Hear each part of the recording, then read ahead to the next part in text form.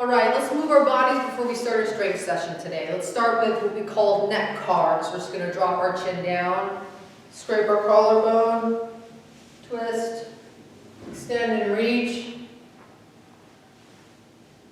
And you send it over to the other side, scrape on this side. And again, just go in the range of motion. That brings no pain, but it just kind of starts opening up that neck, especially if you've been sitting all day or riding your bike.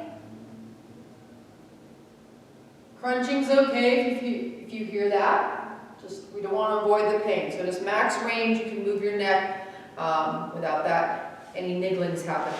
All right. Next thing we're going to do is just going to put hands on hips. We're just going to make big hip circles and really leaning away from one side or the other. Opening up the lower back. If you feel like you need to make any sound while you do this, like tight from riding, do that. Move that energy out of your lower back. We're going to go the other way. Just big hip circles. Feels good. All right, we're going to do a little rotation. So I just want you to bring your hands just about to chest level. Pretend it's like on a big Swiss ball or a beach ball. And we're just going to move from our middle back, and we're just going to rotate. Try to keep your hips facing forward, and just try to move through that thoracic spine. Always good to get some rotation in there, because it's not a lot of times we're there, especially being on the bike all summer. A lot of sagittal plane work, but not a rotational. All right, I want you to take a split stance. One foot in front of the other. Put our hands together. We're going to reach as high as we can. And then we're going to lean away. And I want you to breathe into this rib cage. And exhale back to the center. Do it again. Do one more of those. Really try to open up that rib cage and open up this hip flexor. We should be feeling that tissue stretching and opening. Good. Switch the other side. Again, just get that good balanced stance. Lean away from the hip. Open up that lateral fascia. Oh my goodness. I don't know about you guys, but this feels good right about now. Again, leaning away, keeping those feet grounded. Big breath, and then exhale before we return to center. Right on, okay? We're going to move to the floor now. And we're going to do some hip carves. Okay, we're just going to drive our hip in. And really just hip rotations if you think of it that way. Just moving, getting some blood flow into the hip. Front to back. Try to avoid excessive hip rotation. Try to just move in that range that your hip allows. And keeping that leg at 90 degrees, okay? And now we're just going to do some fire hydrants right after that, so we're just kicking out to the side. Trying to build some heat up into those hips. Right on, and let's do the other side. Bringing it in,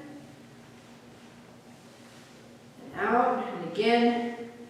Don't be too strict with this movement, trying to be perfect with it, but don't get too loose or rotational through the core either. Try to keep those hip bones facing the floor as best you can. Okay, moving to the fire hydrant. Kicking out to the side. Oh yeah, feeling some heat now. That's good. All right, so now we're going to open up those adductors, that inner thigh. So we're going to get into a split stance. Hands in front. And what I want you to actually do, get an angle here, is push back into your hips. And then we're going to rock forward over our palms. And we're going to go ahead and do that.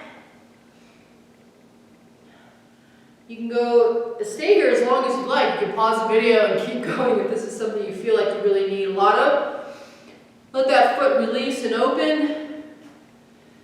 Like manipulate that foot, especially when I turn this foot, I can feel different areas of my inner thigh opening up, and that's always good. All right, other side. Start with that foot flat on the ground, reaching back, stretching the lower back as well, and then pushing forward. Oh yeah, feels great. A lot of inner thigh muscles can get tight with riding because we try to squeeze our knees closer when we're pedaling, or we should be. We shouldn't be pedaling with our knees really wide, right? We want to try to keep that lineage or that efficiency in a straight up and down pattern. All right.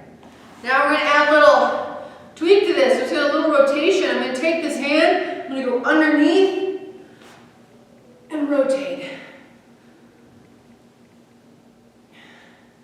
But when I rotate, I'm still using my eyes and trying to look up as much as I can so I can get that extra inch of rotation. Let's go back to the other side. Since we missed it, reaching through, rotating. Nice. Good. All right, so now we're going to get into a half kneeling stance.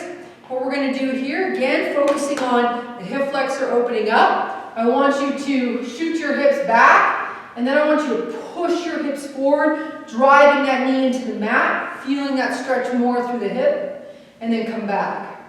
So we're just going to do a few pumps like that to really make some change. Pushing hips back, pulling forward.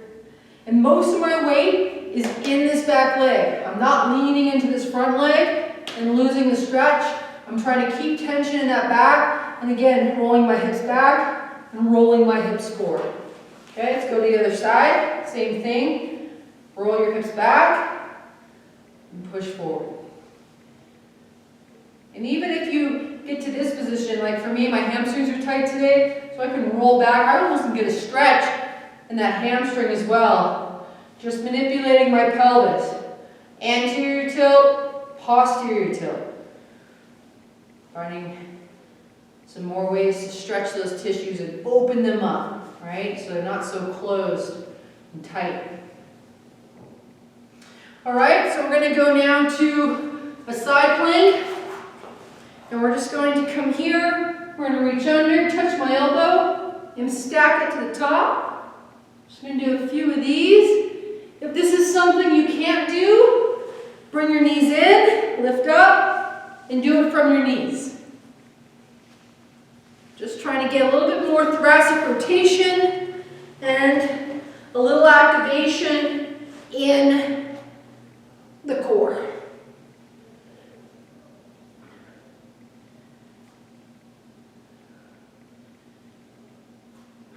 Awesome. All right. Here we go. Make an I formation. I'm going to extend my body into a Superman. I'm going to spread out to an X. And then lift back to an I. X, I. Anywhere between 5 to 10 of these are good. Should definitely feel this in your lower back and glutes. Really keeping your legs locked. So locking my quads, lifting from my hip only. No bending the legs.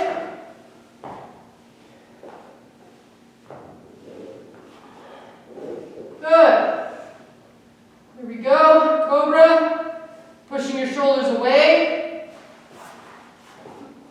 that, and then we're going to push down. And you can advance this by putting your feet flat and lifting your body if you'd like. Again, we're just working on depressing that scap, pushing those shoulders down, getting long through the neck. How many times do we ride a bike? And we're up here, right? So we're just wanting to engage those traps a little bit differently. All right, let's get started.